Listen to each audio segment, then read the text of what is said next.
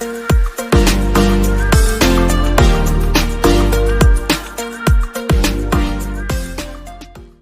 oleh Pak Ilman Rahmi. Kepada Pak Ilman, waktu saya serahkan. Mangga Pak Ilman. Ya, terima kasih Pak Dodi. Bismillahirrahmanirrahim. Assalamualaikum warahmatullahi wabarakatuh. Segala puji bagi Allah. Alhamdulillah, kesempatan hari ini dalam rangka silaturahim akbar, kita akan membahas tentang cara mudah menyusun best practice bagi guru dan kepala SLB di cabang Dinas Pendidikan Wilayah 8, khususnya wilayah binaan Ibu pengawas ya, Bunda kita, yaitu Ibu Dr. Nani Triani, SPD. Beliau akan membahas tentang cara mudah menyusun best practice. Tanpa menunggu lama lagi, pada beliau waktu dan tempat saya persilahkan. Baik, terima kasih Pak Ilman, Bapak moderator kita pada siang hari ini. Kenapa saya katakan pada siang hari ini? Karena nanti akan semuanya kebagian, ya. Semuanya kita belajar tampil, termasuk saya juga belajar tampil di sini sama teman-teman semua. Ada Pak Asep dari Bintang Harapan, ada Pak Dodi dari Cinta Asih, ada Pak Ilman dari Lutfah Hidayah, dan nanti di sesi lain ada teman-teman semua lah dari sekolah yang berbeda juga ya. Kita coba semuanya berkolaborasi, kita coba semuanya belajar gitu ya. Baik, bismillahirrahmanirrahim. Alhamdulillahirabbil alamin. Segala puji bagi Allah yang telah memberikan kesehatan pada kita semua. La ilaha illallah wa asyhadu anna Muhammadar Rasulullah. Allahumma sholli ala Muhammad wa ala ali Muhammad. Teman-teman semua yang saya sayangi, yang saya terhilap, terima kasih Ibu Mama yang mau bantu melakukan recording.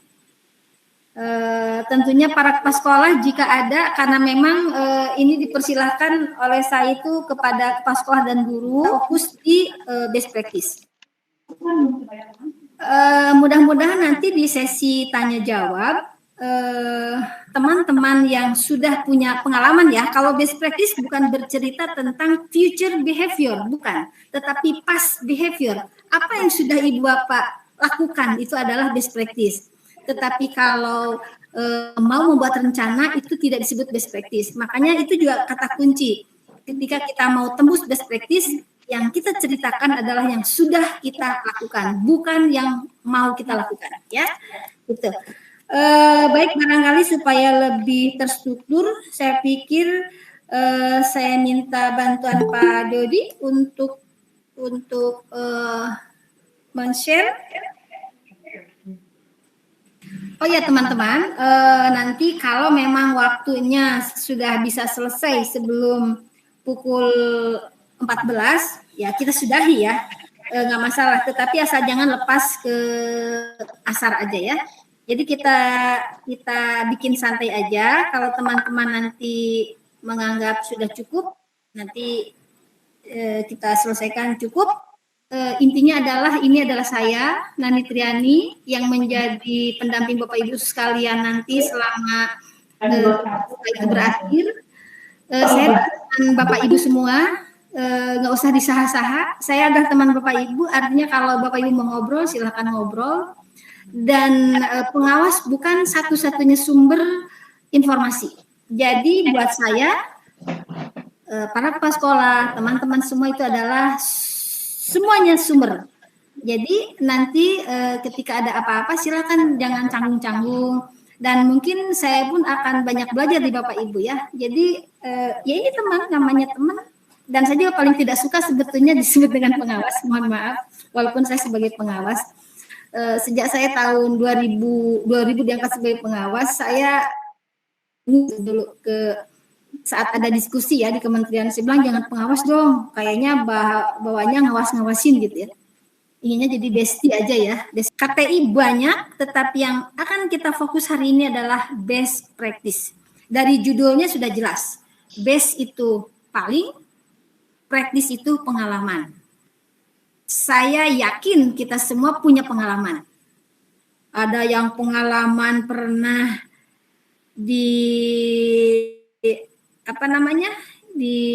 dibully, kasar bahasanya teman-teman guru itu kadang-kadang, Bu, nggak ada pembulian Bu, kalau di SLB mah malah kami yang dibully, heureuy Pak. Artinya kadang-kadang kita dilukai atau kadang-kadang kita punya pengalaman yang enak juga dan sebagainya. Pokoknya pengalamannya banyak, pengalaman kesiangan, pengalaman datang pagi, pengalaman ngajar sukses, pengalaman belajar kok hari ini ngajar saya kok nggak bener banget begitu ya. Itu pasti punya pengalaman. Tinggal nanti karena ada kata-kata best yang diambil di KTI ini adalah pengalaman yang paling. Nah, di slide kedua itu digambarkan. Di slide kedua itu digambarkan dengan lampu-lampu, Pak Dodi. Di slide. Nah, ini dia. Ini yang tadi saya katakan, Bapak Ibu semua punya pengalaman. Bayangkan saja pengalaman ini adalah lampu-lampu yang ada seperti tertera di layar. Nanti yang diambil oleh kita untuk dijadikan sebuah laporan atau dijadikan kalau mau didiseminasikan atau mau diangkat menjadi karya tulis Bapak Ibu, maka pengalaman yang paling. Nah, itu kan lampunya ini ada yang nyala tuh, yang paling nyala tuh. Nah, itulah yang diambil. Berarti kalau pengalaman cuma ece-ece, nggak bisa deh Bapak Ibu. Tapi kalau Ibu Bapak mencoba membuat strategi dan itu berhasil untuk anak, nah itu bisa diambil sebagai best practice Bapak Ibu mengajar. Gitu. Pengalamannya apalagi? Pengalamannya kok saya pernah membantu anak saat pembelajaran yang tadinya begini itu biasanya hal-hal yang agak-agak tidak bagus ya, menjadi begitu itu menjadi sudah keberhasilan, maka itu bisa diangkat menjadi sebuah best practice. Jadi di warna kuning disebutkan bahwa best practice itu adalah result superior. Jadi hasilnya yang superior. Kalau yang ece-ece nggak bisa dianggap sebuah best practice. Gitu ya. Silakan slide berikutnya Pak Dodi. Jadi nanti kita kalau seandainya pengen tembus di sebuah ajang, di sebuah event, sebuah lomba atau kompetisi ya. Jadi Bapak Ibu harus kembali ke tupoksinya. Kalau begitu apa? Kalau saya yang ikut lombanya, maka saya harus berkaitan dengan supervisi akademik dan manajerial. Saya nggak bisa tentang pembelajaran, sekalipun pembelajaran masih menjadi bagian pekerjaan saya sebetulnya. Ya, itu berarti di akademik. Kalau Bapak Ibu yang hadir di sini adalah kepala sekolah, maka yang dibahas di best practice itu adalah tentang kepemimpinan atau leadership atau tentang manajemen sekolah. Jadi bagaimana pengembangan sekolah, bagaimana meningkatkan kompetensi guru-guru, itu bagian dari kepala sekolah. Sedangkan guru di pembelajaran. Saya yakin guru-guru ada yang pemikirannya ada yang jauh bisa sampai ke di level pengawas sebetulnya.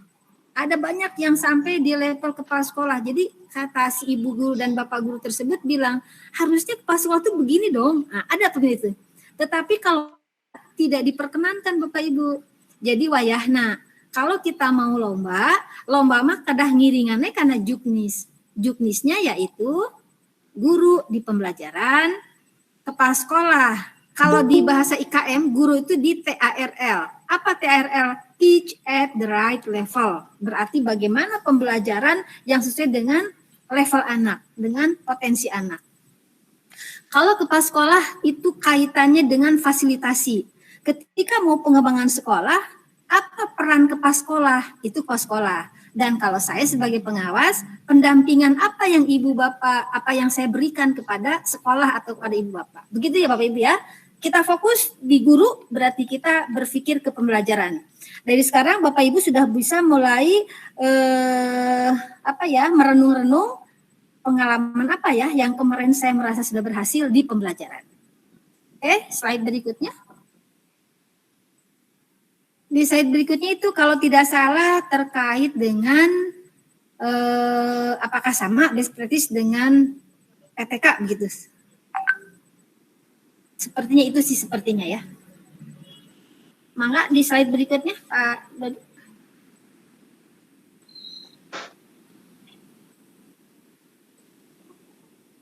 Sambil menunggu tayangan Bapak Ibu, jadi si best practice dengan PTK itu tentu beda. Tetapi yang tadi saya katakan di awal, apakah dari PTK itu bisa dijadikan best practice? Bisa. Tinggal nanti kita pandai-pandainya mana yang menjadi sistematika di PTK, mana yang menjadi sistematika di best practice. Intinya adalah ketika berbicara best practice, maka siklus harus kita buang. Jadi, wah Bapak Ibu, kalau Bapak Ibu sudah punya PTK, gampang banget. Tinggal nanti buang, 2 hari pun selesai Bapak Ibu, saya yakin. Jadi teman-teman yang punya PTK semangat ya, pokoknya 5 hari selesai nih, sampai dengan ke Hari Guru Nasional. Jadi, best practice itu beda dengan action research atau penelitian tindakan. Kalau best practice itu pengalaman, boleh tidak bersiklus, tapi action research itu selalu ada siklus yang menjadi ciri khas. Best practice lebih gampang. Best practice itu Ibu Bapak tinggal menceritakan pengalaman Bapak Ibu melakukan sesuatu, bisa itu treatment ataupun apapun ya yang diberikan saat di pembelajaran. Setelah itu Ibu Bapak laporkan. Kata kunci best practice di Hari Guru Nasional ini ada 3. STAR, disingkat dengan STAR. S-nya itu adalah situasi. Berarti ada situasi apa yang akan Ibu Bapak bahas? Ada tantangan dan aksi nyata, apa yang Ibu Bapak lakukan terhadap situasi itu? Dan R-nya adalah refleksi. Itu STAR. Jadi, kalau best practice itu adalah STAR. Ada situasi, ada tantangan dan aksi nyata, dan ada refleksi. Itu yang diminta di Juknis HGN 2022. Ya boleh Pak. Jadi itu lagi ini lebih itu apa? Ini lebih menekankan saja bahwa kalau best practice itu yang saya katakan bukan yang akan dikerjakan tetapi past behavior, what works, apa yang sudah kita lakukan, apa yang sudah kita kerjakan selama ini, pengalamannya silahkan tuliskan. Jadi tidak ada metodologi yang ketat gitu ya di best practice ini. Tetapi acuan-acuan tetap ada. Karena ini kan masuk di karya tulis ilmiah. Di slide selanjutnya. Nah,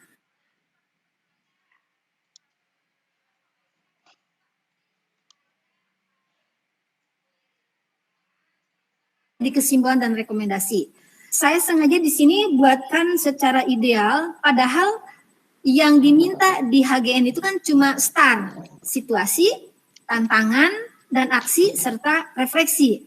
Tetapi ketika Ibu Bapak sudah membuatkan dari latar belakang sampai di kesimpulan, ini sangat membantu sekali nanti Bapak Ibu jika ada rezeki sama Allah terpanggil untuk menjadi finalis, maka bulkonah ini bulat kotak dan panah ini yang sangat membantu saat nanti Ibu Bapak presentasi, ya. Dan insya Allah nanti sesi berikutnya setelah ini kita belajar bagaimana teknik presentasi yang baik. Karena sehebat apapun karya Ibu Bapak, kalau Ibu Bapak tidak bisa mempresentasikannya dengan baik, itu menjadi barang yang ece-ece gitu. Dan sebaliknya, idenya kecil sebetulnya, tetapi Ibu Bapak bisa menampilkan dengan oke gitu, itu menjadi sebuah karya yang bagus. Nanti ada kata kunci ketika teknik presentasi adalah 1 menit menentukan berhasil bagaimana membuat best practice-nya dulu ya.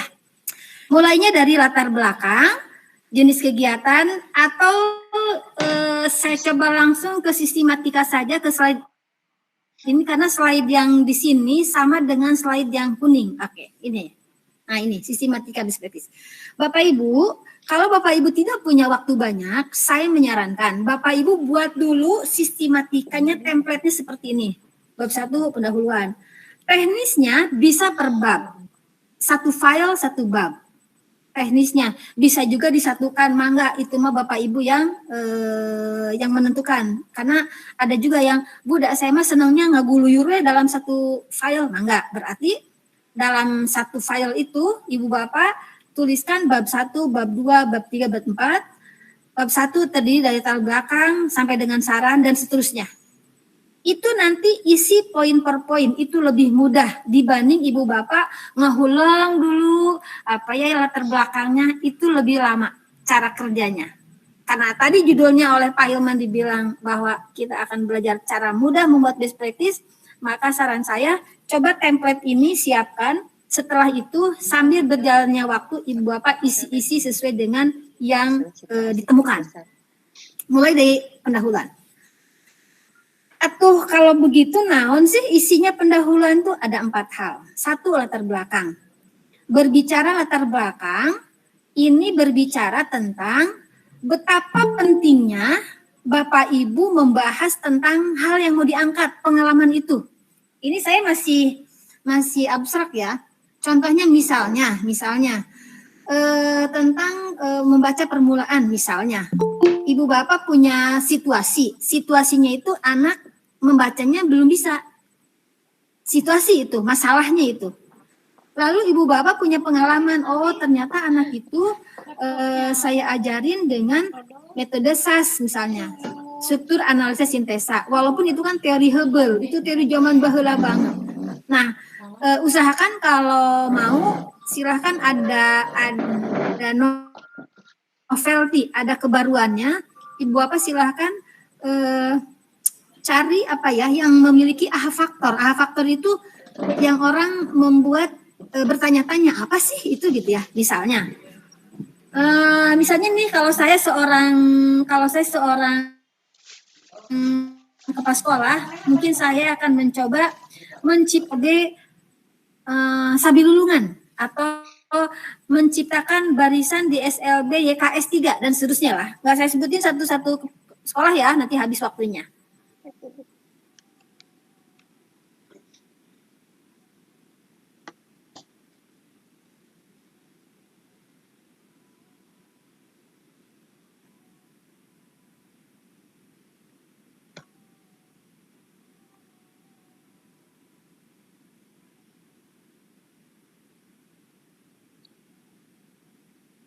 Mungkin di barisan I-nya indah, barisan S-nya sehat, barisan A-nya asri, N-nya nyaman, misalnya. Jadi, itu yang disebut aha faktor. Atau misalnya gini, saya sebagai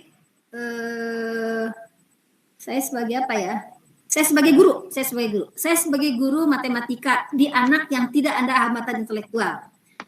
Matematika itu menjadi mata pelajaran yang masih dianggap sulit. Saya sebagai guru, walaupun saya bukan guru matematika, apalagi kalau saya guru matematika, saya kan guru kelas, tetapi ada anak yang mesti paham tentang matematika, maka saya buat judul misalnya Acimat dengan teman sebaya. Nah, acimat aku cinta matematika, misalnya dengan teman sebaya. Kayak gitu, itu aha faktor namanya. Jadi kita harus punya greget gitu ya, jangan cuma gini misalnya gini. Pembelajaran matematika di SLB Cinta Asih. Iya, ada pelajaran. Terus apa dengan pelajaran itu? Kan nggak kurang menggigit gitu misalnya ya. Nah, kemarin sempat dengan guru-guru yang sekolah lain di Nurul Majid itu ada martabak gitu. Martabak teh apa gitu. Ada juga cantik itu macam-macam lah. Nah, kayak gitu Bapak Ibu. Tapi tidak mesti selalu singkatan, tidak. Itu ya. Nah, kembali lagi ke latar belakang. Anggap saja masalahnya itu adalah masalah membaca permulaan misalnya. Ibu Bapak pernah punya pengalaman, anak yang tidak bisa membaca itu, Ibu Bapak menggunakan misalnya boneka baca misalnya. Ternyata karena boneka itu lucu dan anak juga senang, akhirnya anak jadi bisa membaca. Dengan demikian, situasinya adalah membaca permulaan. Tantangannya aksinya adalah dengan boneka, dengan kartu kata boneka misalnya. Nah, maka di latar belakang mesti muncul betapa pentingnya membaca permulaan. Itu minimal 1 paragraf itu mesti ada di situ. Jadi ibu bapak jangan sampai jauh-jauh, misalnya sampai ke, karena ini kan waktunya sempit juga, dan ini best practice itu kan pengalaman yang nyata ya. Boleh juga kalau waktunya lama, misalnya sampai ke Undang-Undang Nomor 8 Tahun 2016 tentang penyandang disabilitas menyebutkan bahwa di pasal 5 ayat 1 disabilitas memiliki hak untuk mendapatkan pendidikan misalnya. Boleh nggak? Boleh, tapi itu kejauhan. Ibu bapak untuk di tahap yang lagi butuh banget waktu cepat, langsung saja Bapak Ibu tohok ambil tentang membaca permulaan. Betapa pentingnya membaca permulaan. Karena kalau anak tidak bisa membaca, maka dia tidak bisa mendapatkan informasi banyak. Misalnya, itu bagi yang tidak masalah dengan intelektual. Kata Pak Asep, kata Bu Yuliani, aduh, boro-boro Bu membaca permulaan, anaknya juga nggak bisa diem. Oke, berarti anaknya autis. Oke, anaknya misalnya ADD-ADHD. ADD-ADHD, dia nggak mau diem adalah situasi. Oleh Ibu Yuli dibawa anak ke pematang sawah, itu adalah tantangan dan aksi nyata. Karena dengan diajak ke pematang sawah, anak bisa fokus, sehingga anak yang tadinya susah memfokuskan perhatian, maka bisa dilatih dengan pematang sawah, misalnya. Atau lagi, Bu, saya mah seneng keterampilan, kata ibu-ibu di Sabilulungan dan di YKS 3 misalnya. Oke, karena dia tidak bisa fokus perhatian, maka berdasarkan bacaan yang saya tahu, kata ibu bapak semua ya, siga namaku meronce. Karena meronce itu memfokuskan perhatian, koordinasi mata dengan tangan, itu bisa juga bagian dari latihan perhatian. Berarti situasinya adalah anak tidak bisa fokus perhatian, lalu aksi nyatanya adalah belajarnya pakai meronce. Maka di latar belakang, ibu bapak harus menyampaikan betapa pentingnya anak bisa fokus perhatian. Karena kalau anak tidak bisa fokus perhatian, maka dia tidak bisa mempelajari pelajaran dengan baik misalnya. Nanti di bagian selanjutnya, ada alternatif yang ibu bapak bawakan di situ, pengalaman bapak ibu. Menurut ibu bapak, meronce itu sesuatu yang misalnya kan sekarang lagi musim konektor masker misalnya ya. Ya udah, latihan meronce itu bisa memfokuskan perhatian. Meronce itu bisa menjadi mandiri finansial kalau hasil ronceannya bisa dijual misalnya. Sampaikanlah di latar belakang itu bahwa salah satu alternatif membuat anak bisa fokus adalah dengan meronce. Karena meronce ABCD-nya itu berarti tadi ada koordinasi mata dengan tangan, ada pengenalan warna, ada pengenalan bentuk dan sebagainya. Gitu Bapak Ibu ya. Jadi di latar belakang langsung aja fokus ke situasinya apa, alternatif macamnya apa. Tapi masih besaran aja, nggak usah sampai fokus banget. Nanti di bab berikutnya di pembahasan yang akan lebih fokus. Oke, itu latar belakang. Lalu di tujuan ini sama manfaat kalau para peneliti pemula itu suka paciwe, eta keneh. Padahal tujuan ini adalah apa yang ingin Bapak Ibu tuju dari Ibu Bapak mengangkat best practice tentang misalnya tadi membaca permulaan. Berarti kan tujuannya supaya anak bisa membaca tujuannya. Kalau yang konsentrasi berarti supaya anak bisa fokus perhatian. Kalau yang tentang kekakuan berarti supaya anak tidak rigidity, tidak spastik misalnya. Tergantunglah Bapak Ibu kan di sini ada A, B, C, D, E ya jurusannya dulu. Lalu manfaatnya bedanya dengan tujuan. Manfaat apa yang Ibu Bapak dapat ketika Ibu Bapak ketika si anak itu dilatih konsentrasinya. Misalnya manfaat dari meronce, manfaat dari fokus perhatiannya dilatih, maka anak bisa belajar, kayak gitu. Jadi kalau tujuan itu kembali lagi ke judul saja, mudahnya sih begitu.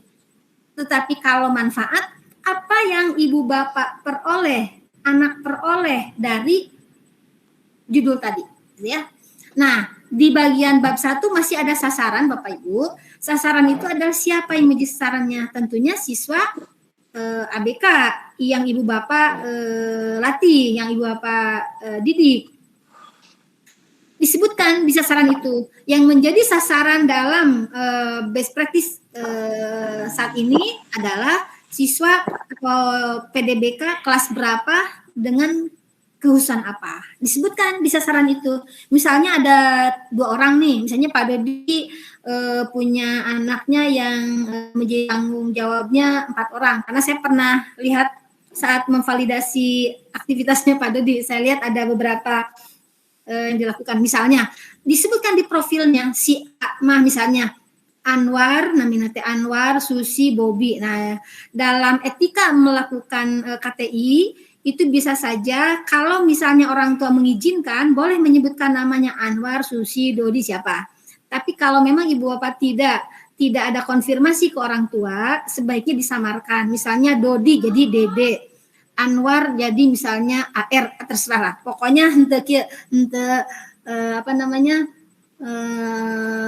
apa sih yang suka di TV itu bukan nama sebenarnya kayak gitu. Misalnya Melati bukan nama sebenarnya kayak gitu ya. Jadi disamarkan. Itu adalah etika meneliti Bapak Ibu ya. Oke, udah beres ya. Gampang kan Bapak Ibu? Coba dikasihkan itunya reaksi dari Bapak Ibu. Pakai tangan juga boleh lah.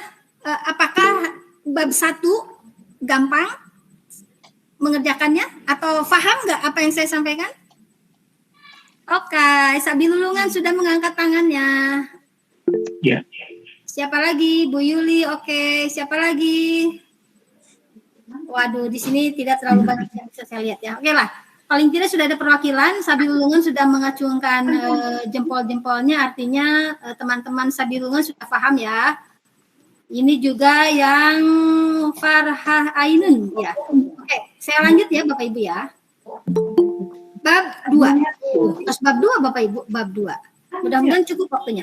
Bab 2 itu kajian teoretik. Saya sering menyebutkan kenapa tidak kajian teori. Karena teoretik itu jamaknya dari kumpulan teori-teori. Kalau teorinya satu, maka teori tentang tadi itu apa tadi? Tentang ADD ADHD. Tapi kan yang dibahas di sini tidak ADD ADHD saja. Makanya nanti di kajian teoretik kemungkinan akan ada 1 tentang ADHD, kedua tentang meronce, ketiga tentang subjek penelitian. Pertama tentang fokus perhatian, kedua tentang meronce, ketiga tentang ADHD. Kalau seandainya tadi tentang membaca permulaan, akan ada teori tentang membaca permulaan, akan ada teori tentang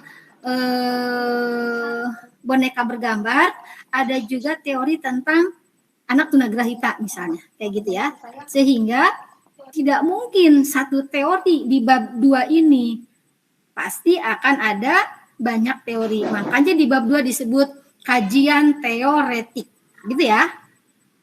Nah, apa yang dituliskan di bab 2 ini? Maka yang dituliskannya kembali ke judul. Apa yang menjadi judulnya tadi itu adalah misalnya meningkatkan atau enggak gini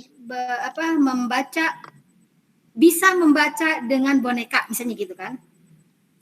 Berarti ada teori tentang membaca, ada teori tentang boneka gini.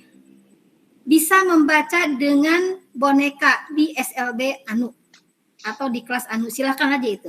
Nah, berarti akan ada 3 teori. Itu bab 2. Ibu Bapak untuk kenaikan pangkat, untuk lomba, itu tidak sedetail di kampus Bapak Ibu. Jadi yang ringan-ringan aja. Penting Ibu Bapak ada pointer yang tadi saya sampaikan. Itu ya. Nah, sekarang bab 3 di pembahasan. Pembahasan itu apa yang Ibu Bapak lakukan ketika mengajar, tuliskanlah mulai dari persiapannya, pelaksanaannya, sampai bagaimana mengevaluasi. Ketika tadi baseline-nya, kalau yang membaca ya, misalnya anak tadinya tidak bisa membaca permulaan ini, dikenalkan beberapa kali, ini apa? M, ini apa? A, jadi ma, ada lagi M, ini tambah I, nggak tahu, padahal M sama A, kalau polanya dia sudah paham, ya tinggal ma, mi, mu, dan seterusnya. Tapi karena di membaca permulaannya ternyata anak ada kendala, ya sesuai dengan temuan ibu bapak lah.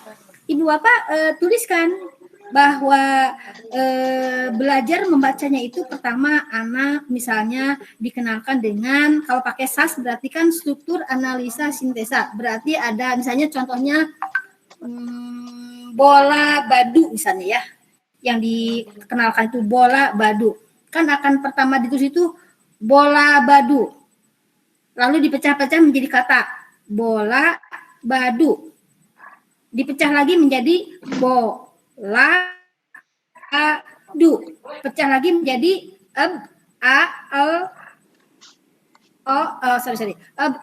dan seterusnya menjadi huruf-huruf gitulah. Lalu kan nanti disintesakan lagi. Tetapi yang jadi masalah lagi ketika ibu membantu dengan metode SAS, ibu apa sama aja. Bola badu, bola badu. Padahal penulisannya itu satu kalimat, bola badu. Yang kedua, terdiri dari dua kata, bola dan badu. Yang anggap saja kita semua tepat, tahu metode SAS seperti apa, atau metode yang seperti apa. Nah, ceritakanlah di pembahasan. Mungkin di baseline-nya anak belum bisa baca, tapi setelah hanya dilatihkan dengan boneka atau dengan SAS dan sebagainya, anak bisa membaca. Berapa kenaikannya? Mungkin bisa yang tadinya cuma bisa tahu 5 huruf, mungkin bisa menjadi 8 huruf, bahkan bisa menjadi sekian suku kata dan seterusnya. Itu dicatat di pembahasan. Dengan demikian, pembahasan pasti jauh lebih banyak dibanding yang di latar belakang. Jadi, teman-teman semua yang sudah ketemu dengan saya, nggak ada latar belakangnya 4 halaman, pembahasannya 1 halaman. Itu keliru. Ya. Jadi di pembahasan itulah yang mungkin akan lebih banyak sebetulnya. Karena di situ ada data-data. Lalu di penutup, di kesimpulan. Kesimpulan bukan resume suatu penelitian. Kesimpulan itu larikan lagi ke judul. Karena tadi judulnya itu adalah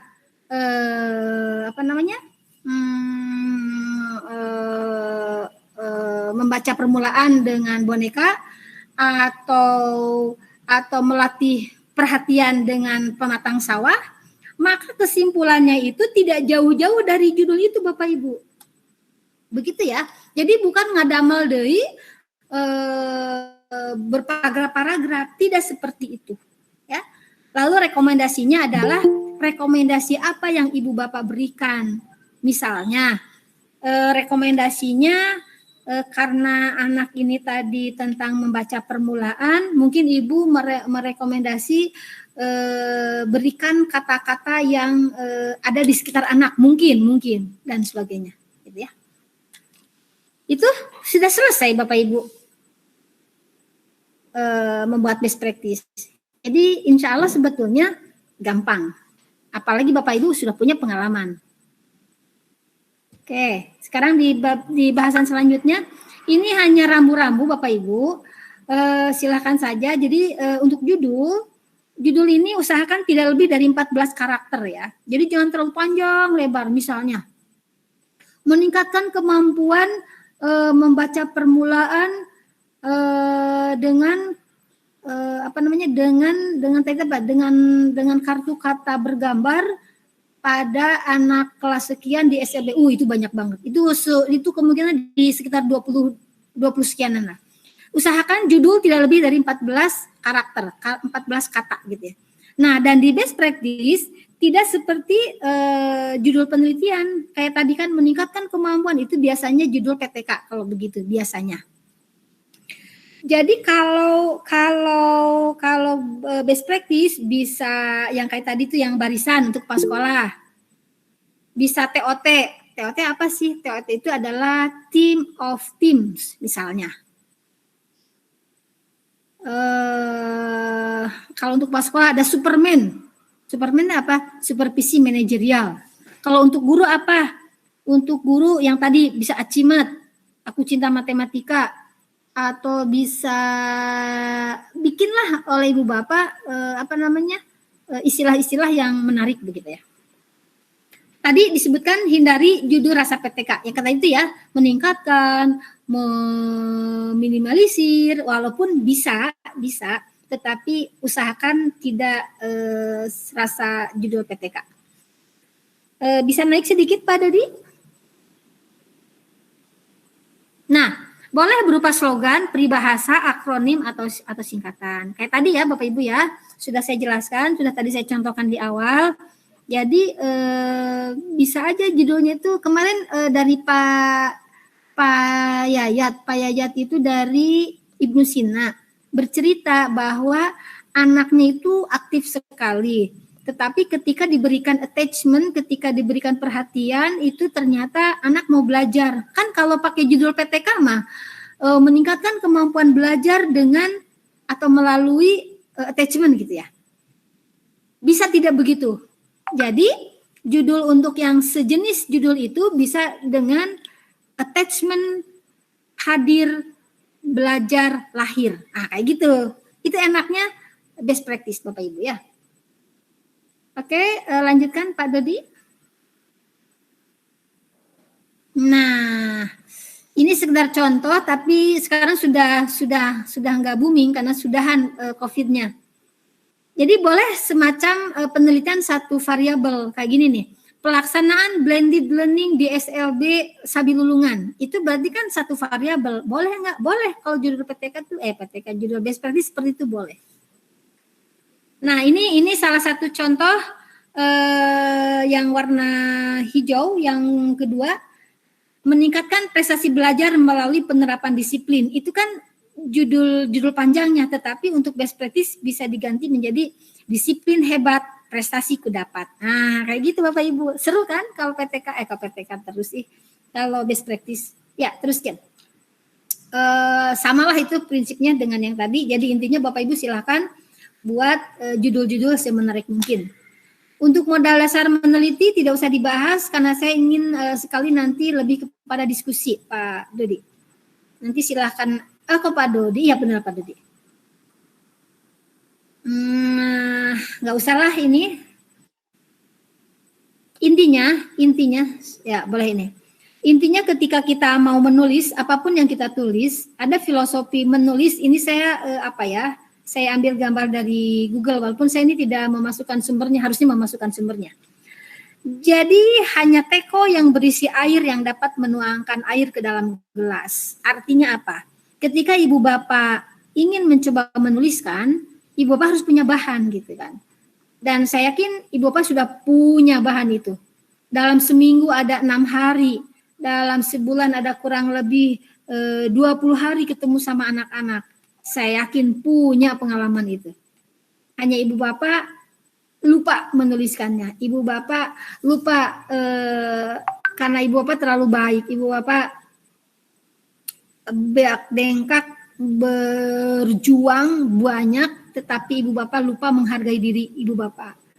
Apa ya contoh penghargaan diri kepada diri sendiri adalah dengan menulis Bapak Ibu. Jadi keberhasilan yang sudah ibu bapak lakukan saat pembelajaran coba dituliskan sekecil apapun. Begitu Bapak Ibu. Itu saja barangkali teman-teman semua. Ini sebagai perkenalan. Sekali lagi ini adalah pengawas Bapak Ibu. Kalau bahasa kedinasannya ya. Tadi saya katakan ya saya teman Bapak Ibu semua sampai dengan SK berakhir. Berakhirnya kapan ya nggak tahu juga. Yang dapat saya sampaikan dengan saya tekenging asa-asa, namanya juga teman. Kalau teman kan ya. Nah, jadi nyantai aja dengan saya. Kalau mau telepon-teleponan bisa, tapi nanti saya minta izin ke kepala sekolah masing-masing dulu. Karena dalam berorganisasi itu bertangga naik berjenjang turun. Artinya ada prosedur. Tapi kalau saya sudah dapat izin nanti dari para kepala sekolah, diizinkan boleh Bu kalau mau teman-teman guru komunikasi langsung. Oke, nanti kita komunikasi langsung ya. Tapi percakapannya tidak cerita yang lain, ceritanya ada cerita tentang diskusi lah. Kalau dibilang konsultasi mah terlalu jauh, terlalu kampus ya. Diskusi aja, ngobrol aja ya. Nanti saya minta izin dulu ke para kepala sekolahnya supaya Bapak bisa ada percepatan, apalagi yang apalagi yang punya keinginan ikut HGN. Jadi sekali lagi, Ibu Bapak, setelahnya nanti materi ini ada sesi berikutnya, yaitu bagaimana teknik presentasi. Tapi teknik presentasi tidak sekarang, karena Bapak Ibu harus fokus bagaimana membuat best practice-nya masing-masing dulu. Oke, itu saja barangkali Pak Moderator, Pak Ilman. Waktunya saya serahkan kembali ke Bapak sebagai moderator.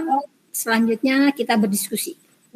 Ya, terima kasih kepada Ibu atau Bunda Nani yang telah menyampaikan pemaparannya mengenai cara mudah menyusun best practice. Ya, mudah-mudahan kita semua yang tadi menyimak, yang sudah hadir di ruangan ini untuk menyimak, mudah-mudahan sedikitnya ada ilmu pencerahan tentang best practice ini. Walaupun memang untuk kedepannya kita harus perlu banyak belajar lagi dan terus belajar gitu. Namun sebelum kita melaksanakan mengaplikasikan apa yang sudah dibahas dalam ruang ini, mungkin dari Ibu Bapak sekalian ada yang harus didiskusikan, ada yang mau ditanyakan atau apa saja. Mangga Ibu Bapak silakan untuk mengacungkan. Kenapa Ilman? Ada? Ya. Ya. Iya Bu Emma, iya mangga. Ya, ini kan banyak itu saya kan banyak masalahnya dari orang tua ya, karena sekarang megang anak yang kelas besar. Orang tua itu pengennya anak-anak itu jangan akademik aja. Emang kalau anak-anak dikasih akademik nggak begitu antusias. Kalau dikasih praktek kayak praktek memasak atau keterampilan yang lainnya, anak-anak itu antusias. Sementara untuk menuangkan di dalam tulisan, saya masih bingung gitu, harus gimana kalau ingin buat yang mengungkapkan untuk yang praktek-praktek gitu. Assalamualaikum warahmatullahi wabarakatuh. Oke, ya terima kasih Bu Emma. Jadi pertanyaan dari Bu Emma, Bunda, seperti ini banyak masalah. Salah satu dari orang tua, khususnya Bu Emma itu kan megang anak-anak kelas besar. Terus orang tua itu pengennya pembelajaran itu jangan ke akademik saja katanya. Tolong dikasih praktek seperti praktek memasak atau lain sebagainya. Nah, yang jadi permasalahan untuk menuangkan ke dalam tulisan, Bu Emma masih bingung katanya, Bun.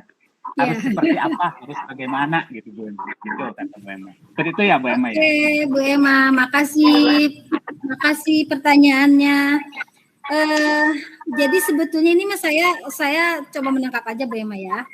Jadi Bu Emma itu gini, situasinya adalah banyak orang tua melapor lah Bu Emma ya. Anaknya itu jangan belajar akademik aja deh, udah aja keterampilan begitu ya. Dan Bu Emma sudah memberikan keterampilan memasak begitu ya. Jadi Bu Emma, gampang Bu Emma, saya langsung judulnya Bu Emma. Judulnya adalah Cooking Class Menuju Mandiri Finansial. Wah, apa Cooking Class? Cooking Class itu Bu Emma kan memberikan keterampilan memasak. Itu kita istilahkan dengan Cooking Class. COOKING, Cooking Class. Ini ada yang rame ya, sepertinya di siapa ya? Bu Emma Siti Komariah mana? Nah, oke, berarti yang di EKS 3 istrinya dimati dulu. Mute dulu. Satu di mute.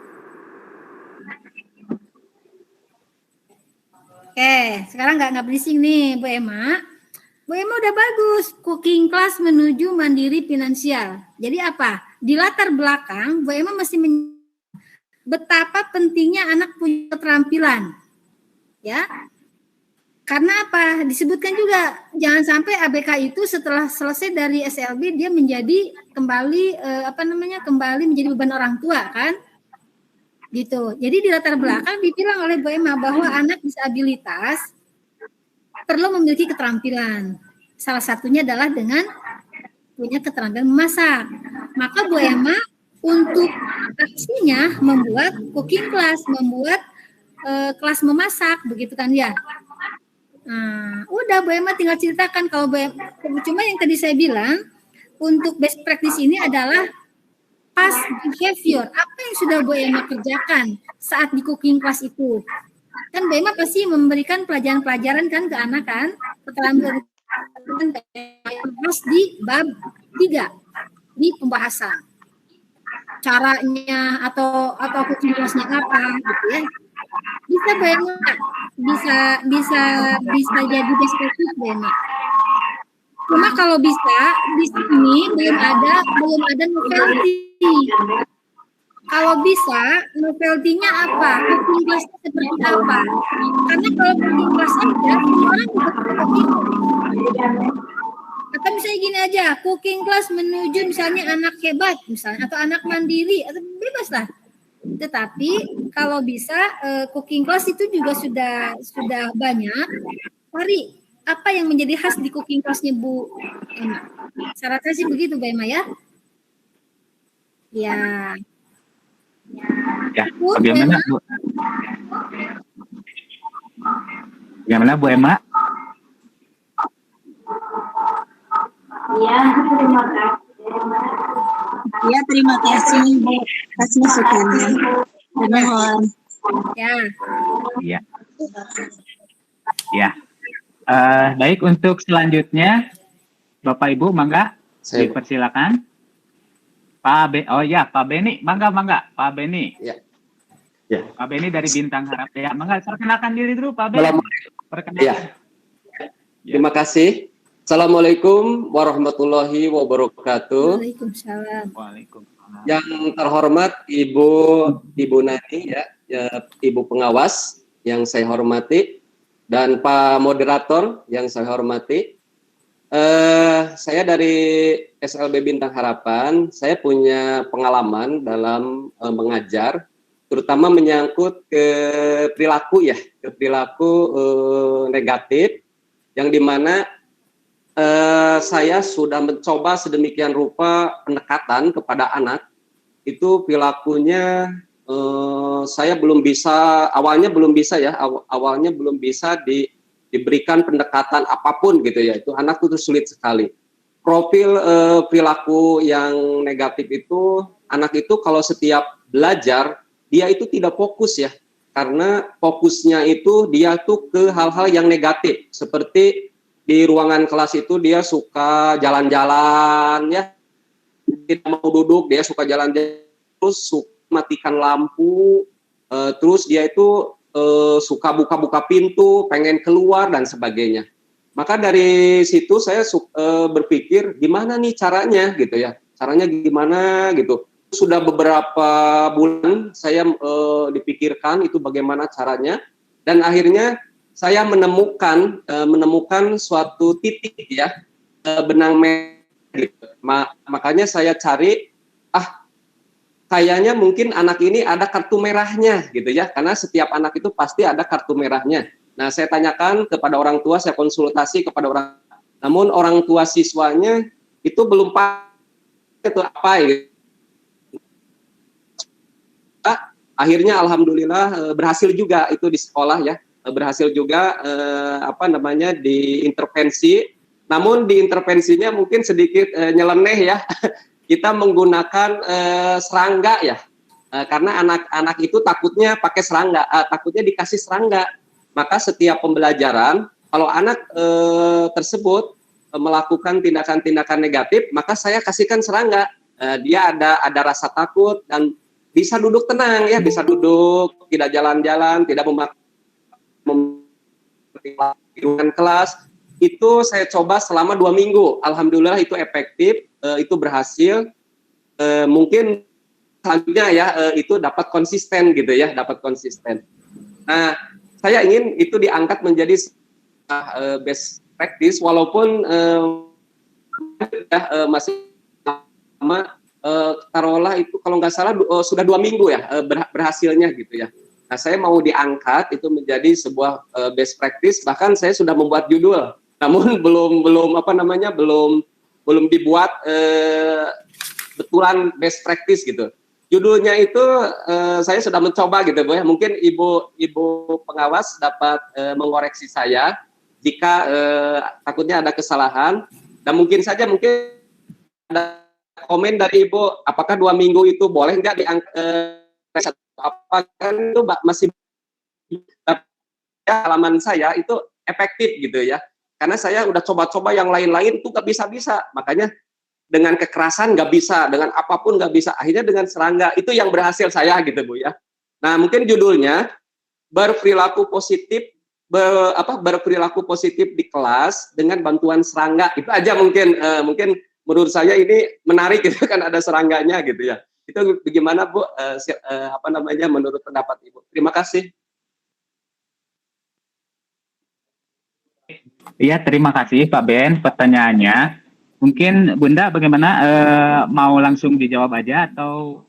Ya, sesuai komitmen karena tadi jawab langsung juga. Kita masih punya waktu 13 menit ya, ke 14.30. Untuk Pak Beni, untuk sebuah treatment yang tidak diangkat menjadi yang mau bisa aja. Nah, coba nanti masih ada pertanyaan tambahan dulu. Ya. Pertama, serangganya apa, Pak Ben? Ya, serangganya sejenis apa ya? Kumbang, Ibu ya? Itu yang ditakuti. Ya, cuman ya, kalau tidak yang membahayakan kan? Kalau misalnya kalau yang membahayakan itu kan nanti dipertanyakan lagi. Makanya kan harus aman. Oke, serangga sejenis kumbang. Kenapa nggak disebut kumbang aja misalnya? Kumbang misalnya. Kumbang itu apakah itu menjadi hewan yang paling dia takuti atau ada latar belakang apa dengan serangga itu? Karena nanti ada kaitannya dengan kesehatan mental. Jadi di satu sisi anak jadi mau diem, di sisi lain melahirkan fobia yang bahaya. Nah, jadi gini, kalau cuma mau diemnya atau memfokuskan perhatiannya, oke, berarti bisa selesai. Tetapi kalau untuk diangkat ke forum ilmiah ini harus lebih didetailkan lagi Pak ya. Nah, jangan-jangan anak itu karena pernah disingsianan serangga atau sejenis kumbang ke orang tua. Nah, nanti lama-kelamaan kalau anak lihat kumbang dia akan nangis atau dia akan takut, dia diam seribu bahasa. Itu yang harus juga diperhatikan. Ya. Gitu. Nah, tadi berperilaku positif di sini tentunya tadi lebih kepada tidak bisa fokus ya Pak ya dalam belajar ya Pak ya. Tadi kan maunya jalan-jalan, maunya lampu. Ya, salah satu karakteristik ADHD, Attention Deficit and Hyperactive Disorder, memang dia kan nggak mau diam gitu kan ya. Dia di antaranya. Kalau ini yang bisa menyelesaikan ya alhamdulillah. Tetapi untuk dibawa ke forum ilmiah nampaknya ini perlu hati-hati gitu ya. Khawatir nanti kita malah diperkarakan gitu. Tangannya juga cuma yang dilihatin gitu. Karena ada di sekolah lain itu ini mah cuma diikat gitu, tapi melanggar HAM begitu. Nah, kalau yang serangga, saya khawatir menjadi fobia gitu kan. Fobia itu ketakutan tak beralasan, pengertian kasarnya pada kesehatan mental. Kalau terus-terusan gitu ya. Nah, makanya mungkin kalau mau aman, kalau Pak Ben masih punya pengalaman yang lain, ini nggak apa-apa, ini sebagai sebuah catatan ternyata anak bisa nih. Tapi kalau mau ke ajang HGN, saya tadi kurikulum berdiferensiasi. Karena tema 2022 adalah kurikulum berdiferensiasi. Jadi bagaimana kita memberikan pembelajaran kepada anak yang tadi saya bilang TARL, teach, guide, level. Bagaimana kita potensinya sesuai dengan levelnya. Kalau bilang level berarti bahasanya IKM, implementasi kurikulum merdeka yang CP itu ya. Kalau masih versi Kurtilas berarti ke KIKD gitu ya. Nah, tetapi bagaimana Bapak, Ibu Bapak semua bisa mengakomodasi kurikulum begitu? Kelihatannya kalau maunya yang lomba itu seperti itu Pak Ben. Ini nggak bagus, tetapi harus ngaitkan karena tema Pak Ben Supados diperhitungkan begitu ya. Jadi gitu jawaban saya Pak Beni. Coba lihat-lihat lagi tentang serangga ini, kenapa dia kok takut sama serangga. Mungkin nanti akan ada lahir jenis KTI yang lain ya, atau best practice yang lain. Mengenai bagaimana dia berperilaku positif itu sudah bagus karena sesuai dengan karakter itu mah ya. Gitu Panginten, saran saya lihat lagi tentang serangganya. Nanti baru kita formulasikan menjadi sebuah judul lagi. Tapi kalau tadi kumbang mah bahaya gitu kan ya. Kumbang mah lucu aja gitu kan ya. Jangan karena lihat lucunya. Nah, kalau ketika lihat lucunya bisa diangkat. Apakah karena lihat cara jalannya anak itu menjadi diem? Ya, yang saya khawatir adalah fobia. Ketika baru ditongholkeun eta si kumbang, anak udah. Nah, berarti kita tidak membuat anak optimal dong kalau begitu gitu ya. Pasti ada pengalaman yang lain Pak Ben. Itu. Ya, terima kasih Ibu. Pak Beni, terima kasih atas pertanyaannya. Jadi intinya Pak Ben, hati-hati jadi sampai menimbulkan fobia begitu ya Bun ya. Oke, ada negatifnya gitu. Nah, iya. Ya. Untuk selanjutnya mungkin sebagai kesimpulan dari apa yang tadi sudah dipaparkan oleh Bunda. Jadi pada intinya bahwa berbicara tentang best practice, maka kita berbicara tentang cerita behavior. Apa yang kemudian best practice dengan PTK itu beda, tentunya beda. Dari PTK bisa dijadikan best practice, itu siklusnya yang harus dibuang. Kata kuncinya dari best practice itu tadi starts, yaitu situasi apa yang kita bahas, tantangan, aksi nyata, dan refleksi. Kemudian di dalam sistematika daripada best practice itu terdiri dari bab 1 itu tentang pendahuluan, kemudian kajian, bab 2-nya kajian teori, bab 3-nya pembahasan. Untuk di best practice itu tidak boleh lebih dari 14 karakter, jangan seperti judul PTK. Judulnya bisa berupa slogan, pembahasan, akronim, ataupun singkatan. Nah itu, jadi intinya filosofi dalam menulis hanya teko yang berisi air yang dapat menuangkan air ke dalam gelas. Itu saja mungkin sebagai kesimpulan dari pemaparan Bunda. Dan saya ucapkan terima kasih kepada Bapak Ibu sekalian yang sudah hadir di room ini. Mudah-mudahan kita semua senantiasa diberikan kesehatan oleh Allah Subhanahu wa taala, kita bisa diberikan kemampuan untuk bisa mengaplikasikan apa yang sudah Bunda paparkan pada hari ini. Dan selanjutnya saya juga mohon maaf sebagai moderator apabila ada kata-kata yang kurang berkenan.